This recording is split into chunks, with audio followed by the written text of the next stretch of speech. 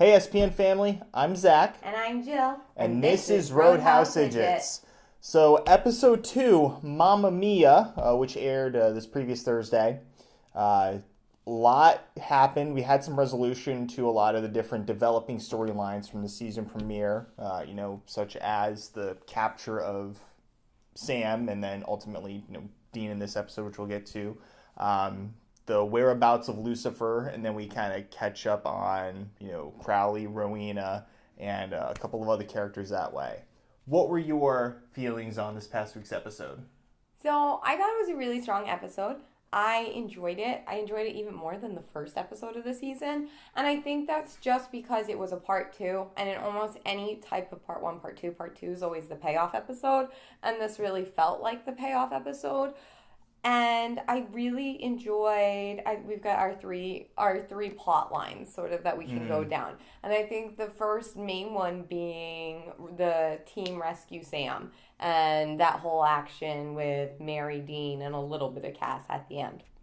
I think it started off, the very beginning episode where I want to start is Sam in bed with Tony with an eye. Which, you right away know, you're like, okay, obviously this isn't real, and it's not a dream. It's obviously a hallucination, and it's some other sort of drug. What I found interesting about this was, I think this is the one area that they have to be really careful with, because on the one hand, it's talking about how they are so efficient and they demolish every supernatural creature and, everything going down. And from earlier seasons, one of the supernatural creatures that gets a very, very negative rep that people really dislike are witches. And with, all of this voodoo and stuff, it's getting, very close to witch territory. Because, and I kind of like this element of it because I think it opens up new doors. I just want the writers to be careful here because I love the supernatural element, but I want there to make sure there's still limitations on, what the British element can do. Because, if they have all of these things and access to them so easily, then, why weren't they taking care of these problems in America even earlier? It almost feels like there's a little bit of hypocrisy there because the people that are trying to eliminate a supernatural threat are using supernatural elements to eliminate it. So, I don't know. That's a developing storyline, so I don't want to put too much judgment into that at the moment, but I just thought that was kind of an interesting observation.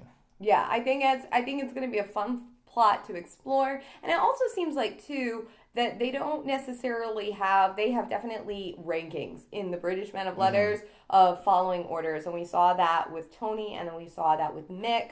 At the end of the episode, we saw that, there's clearly different higher-ups. And then Mr. Ketch, Mr. Ketch. We don't know anything about him. Except for we can assume that he is the man that they were alluding to in the first episode last week with the I never want to have anything to do with him again. We don't know if that's him, but I would allude to it. It seems like a very threatening character, and we assume that he has a cross tattoo on his right hand. Yeah, he's definitely... the man that we saw not the face of at the end of the episode. We didn't. I think we can just kind of assume at this point he's some kind of, assassin or hired gun or hitman or whatever the case might be. So I'm sure we'll learn more as the season goes on. Let's get into what to me was the most amusing storyline of this episode was Rowena. Rowena. So we first see her on a date with some guy named Ben, who's a very successful gold digger. She's the gold digger. I just kind of pointed to you at the moment, you're the gold digger. No, but she's on a date, and then Crowley's the waiter, and so it kind of cuts to them, and Crowley threatens to sabotage her date with Ben. And then they kind of go off, and then, he, coerces her into, putting on a spell to first locate Lucifer, and then Lucifer... back to the cage. Lucifer then meets up with Crowley back in hell, and then, there's some threatening back and forth, and then Rowena tries to put a spell on Lucifer. Crowley throws the sulfuric acid, which, props to the CGI department on Which really looked really cool. messing up Rick Springfield's face. I thought that was pretty That cool. looked really cool. Seeing Lucifer's wings, finally, Yeah. was really cool. Those elements of it, really enjoyed.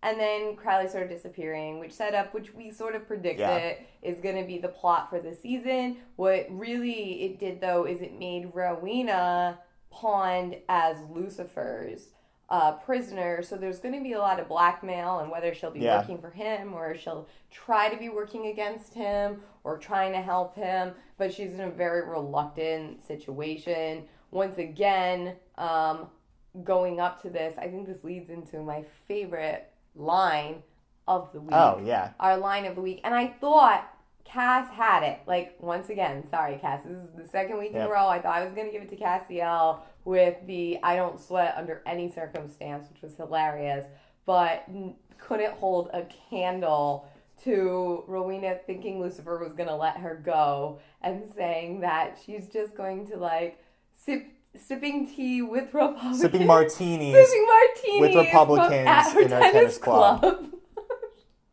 Very funny. Yeah, she had a few funny lines. I kind of like where they're going with her character. I think they're trying to make her more comedic relief too. It's a little bit comedic relief. We kind of saw that in her wardrobe. Like, there was less, like, witch attire, and she's just like, more in, like, street clothes, which I like. Very posh street clothes. Like, yeah. So I like that they're kind of humanizing her, but at the same time, she's still, true to her character, very witty, very sarcastic, and very much, a character that's becoming very, very likable. Yeah, and it's a very fun character, whether she's on your side or not. She's sort of just a fun character who's out for herself. I think her plot line's going to be great. I hope we see something new with Lucifer, because... Great segue, because I was just going to ask you, what did you think of Rick Springfield's portrayal as Lucifer? I think Rick did a good job, but I thought Rick was a lot of fun, especially I really liked seeing Rick's human character Vince. Yeah. Shout out to all the Motley Crue fans. There were like a few Motley Crue references. To Lucifer. So kudos and props to him, because I think he did a good job. It's getting confusing to watch Lucifers for me, because I always compare. I don't mean to, but it's very impossible for me not to compare every Lucifer to Mark Pellegrino's version of Lucifer. To me, that is the core version of Lucifer. And then when we had Sam in, like, Lucifer in Sam's body, we saw a second version, which was really good because it was conflicted, and Jared can do pretty much any character he wants. Then when we had Misha, or Cassifer, as playing Lucifer, it was very relatable to the same character to me, because clearly Misha Collins and Mark Pellegrino, I actually got confirmation from Mark Pellegrino on this. Your personal Twitter. Yeah, that he responded that they did have communication before Misha played that, and it was obvious, and kudos to both of them, because I saw so much Mark Pellegrino in that role. So it was awesome to see. This is a completely new role, and if I was watching it from a first-time perspective, I think it's super enjoyable. It's just different. It's not the same, which I think is good in some elements, because we kind of need a shake-up for Lucifer, but it's definitely a different feel to it, and it's way darker than we saw Lucifer last season. Like, last season, Lucifer, played by, like, Misha Collins, was killing his lines, but, like, Lucifer didn't seem nearly as dark as you would expect him to be. He didn't feel like a threat. Exactly. Now he feels like a threat. Right. And I feel like the way that, Rick portrayed the character was, much more evil, as opposed to, like, a sarcastic, like, egging you on kind of evil. I like that. I just need to also make sure we're staying in character with Lucifer's track record. Like, to me, I think that Rick did a great job playing this character, but last season Lucifer didn't seem that evil to me. So it feels like he just, like... So that, I think, was the only, like... I think it's good that they're doing this, because he should be evil, but at the same time, there was this weird disconnect for me that he was, like, this sarcastic person duking it out with God, like, oh, I just want it to be love, and like that scene where like you can say sorry and not mean it, and now he feels like this huge threat again. And I need more of an explanation of what changed and like brought that back. You know? I mean, it's definitely a departure. I think there were some small elements in the characterization. Yeah. Like it's clear that, you know, Rick Springfield saw the show, saw the portrayals. Rick did his homework. In specific, the specific scene was that last scene between him and Rowena where he's like talking about like, oh, I wanted to snap your neck, but then, you know, I decided not to. I saw a little bit of elements, the but Mark Pellegrino still putting Lucifer. his own take. And I'm so glad he's not trying to just do Mark Pellegrino. Like, I think it really, really worked in the case for Cassifer because it really was supposed to be Lucifer in Cass's body. Yeah. But I think this is now an evolution, so it should be something new. And I really, really enjoyed Rick's performance of him. I think it threw me off a little bit. I think they're going in the right direction. It felt a little bit thrown off that he went from this to jumping to this next without any explanation. That was my only problem with it. With Rick's actual performance, great. Yes. Awesome. Like, loved Rick. Let's talk about, because we haven't really discussed much of Sam and Dean. Yeah. What I want to get into here is kind of towards the end of the episode. When we guessed which boy was going to be more natural with their mother. For those keeping score at home, another check in the box for her. Yeah, so it's very much that Sam is... He's so happy. He's very, very happy. It's cute. It is kind of cute, but he's so happy. He's like, oh, like having you here fills in the biggest blank, and it's like, oh, that's so cheesy, but... Oh, it was cute. He pulled it off. It was so convincingly adorable. And you can see it. You can see I love watching, oh my gosh, I love watching Sam's performance of Mary because we're seeing so many similarities to Mary and Sam. They're so much alike. Mary's, like, her take on Mary reminds me so much of Sam in earlier seasons. It's not even funny.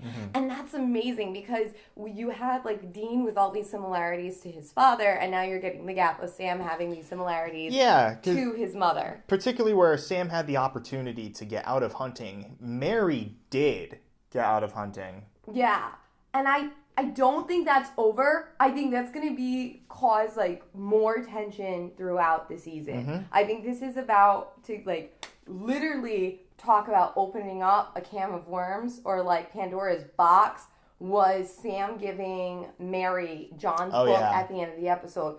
I feel like this was, like, it was laid with the best intentions, and it's going to cause so many problems for Mary. I feel like that's going to ruin Mary's vision of what John was.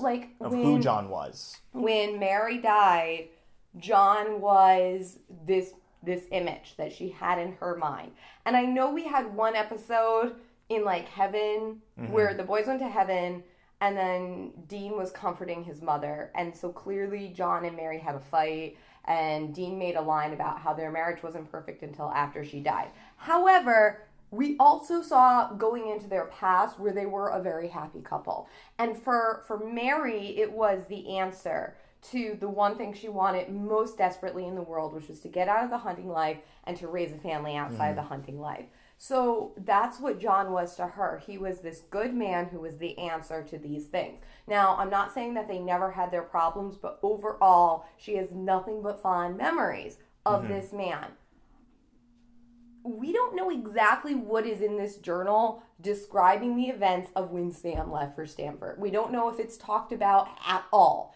If the boys are going to be put through pain, it's going to be talked about. It was alluded to even a little bit when Mary was in the car with Dean. Like, Sam got out. How did he get back out? And I was like, is this going to be the moment where it's going to be like, who went to get Sam? Dean? Is that going to cause, like, guilt? Is that, like, we saw a little bit of Dean drinking alone because he feels a little bit more awkward. Looking at photographs. And I think there's a two-part kind of emotional level to that. One is is Dean does he feel guilty for having told Mary that Sam got out, but he kind of sucked him back in? And then number 2 is, now that Mary's back, how does that change Dean's role as like Sam's guardian angel, for lack of a better phrase?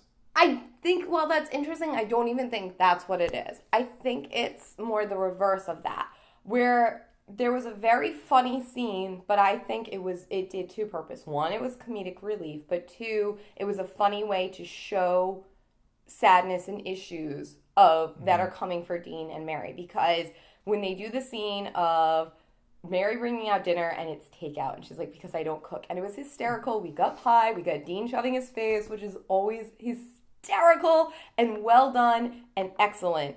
But it was, once again, this whole season is going to be pulling behind the curtain. Mm-hmm. And I think that right there, it was another layer of Dean had this memory of his mom. And it was just this perfect memory. She was on this pedestal and she never had to be anything else because she couldn't be. It was his whole purpose and motivation.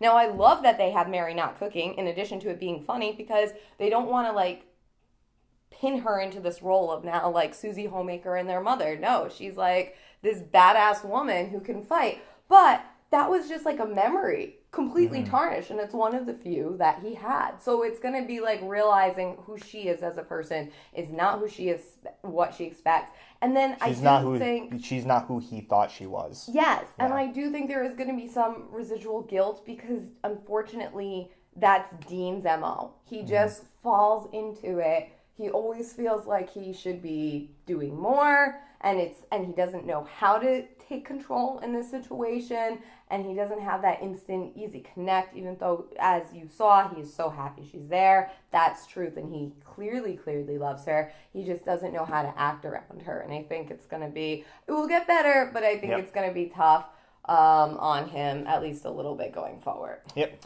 All right, so going forward, again, another great segue. So going forward, Crowley's now MIA. Rowena is Lucifer's bitch.